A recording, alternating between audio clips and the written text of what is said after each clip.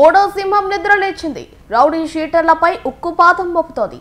ఎక్కడ రౌడీ షీటర్లు కనిపించినా కేసులుంటే లోపలికి పంపుతోంది. రౌడీ షీటర్ అంటే జైల్లోనే ఉండాలన్న భావనకు పోలీసులు వచ్చేశారు. రౌడీ షీటర్లపై కన్నెర్ర చేశారు. చట్టానికి ఎస్పీ కృష్ణకాంత్ కరుకుతనాన్ని తెప్పిస్తున్నారు. చట్టం ప్రకారం ప్రశాంతమైన నెల్లూరులో రౌడీ షీటర్లు జైల్లో ఉండాలన్న అభిప్రాయాన్ని తీసుకుని వస్తున్నారు. దీనికి కొన్ని పారామీటర్లు సిద్ధం చేశారు. ఏంటా పారామీటర్లు? ఎవరా రౌడీ షీటర్లు? తెలుసుకోవాలంటే మనం నెల్లూరు వెళ్లాల్సిందే. నెల్లూరు ఎస్పీ కృష్ణకాంత్ శాంతి భద్రత విషయంలో నిర్విరామంగా కృషి చేస్తున్నారు. శాంతి భద్రతలకు విఘాతం కలగకుండా జాగ్రత్తలు తీసుకుంటున్నారు. రౌడీ షీటర్లకు ఒక ప్రత్యేకమైన ఫార్ములా తీసుకుని వచ్చారు. జనాన్ని భయపెట్టే రౌడీ షీటర్లకు భయం అంటే ఏంటో పరిచయం చేస్తున్నారు. పోలీసుల తడాకా చూపిస్తున్నారు. ఒక రౌడీ షీటర్ 2 సంవత్సరాల్లో 5 కంటే ఎక్కువ నేరాల్లో పాల్గొంటే ఆ వ్యక్తిపై పీడీ చట్టం కింద కేసు నమోదు చేస్తున్నారు. పీడీ యాక్ట్ కోసం ముందుగా కలెక్టర్ అనుమతి తీసుకుని ఆ చట్టాన్ని ప్రయోగిస్తున్నారు. కొత్తగా రౌడీయిజాలు చేస్తూ దాడులకు పాల్పడుతూ ఉన్న వారిపై 3 కంటే అధికంగా నేరాలకు పాల్పడితే ఆటోమేటిక్గా రౌడీ షీట్ తెరుస్తున్నారు. ఈ కేసులున్న వారికి బాహ్య ప్రపంచానికి సంబంధం లేకుండా కడప జైలుకు తరలిస్తున్నారు. ఈ జైల్లో వీరిని ఎవరు కలిసేందుకు అవకాశం ఉండదు. బెయిల్ కావాలంటే హైకోర్టు నుంచి మాత్రమే బెయిల్ పొందే అవకాశం ఉంది.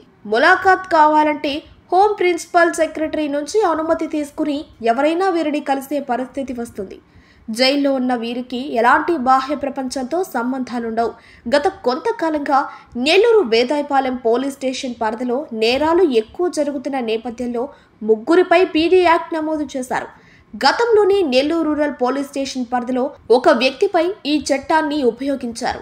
రౌడీ షీటర్ పై తీసుకొని అత్యంత కఠినమైన శిక్ష పీడీ యాక్ట్. ఈ యాక్ట్ గతంలో ఏ పోలీస్ అధికారి పెద్దగా ఉపయోగించలేదు. ఈ చట్టంపై అవగాహన ఉన్న ఇలాంటి చట్టాన్ని ఉపయోగించలేదు. నేరాలకు పాల్పడుతున్న రౌడీ షీటర్లు వరుస నేరాలకు పాల్పడితే నగర బహిష్కరణకు కూడా ప్రణాళికలు సిద్ధం చేశారు.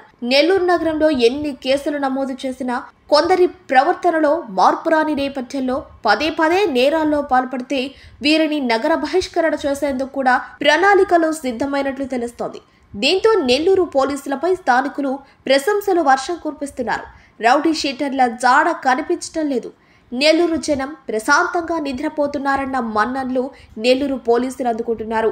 రాబోయే రోజుల్లో ఈ ప్రశాంతమైన వాతావరణం నెల్లూరు ప్రజలకు అవసరమని స్థానికులు భావిస్తున్నారనే భావనలో నెల్లూరు నగరంలోని రాజకీయ నాయకులు సైతం పోలీసులకు సహకరించేందుకు సంసిద్ధమవుతున్నారు.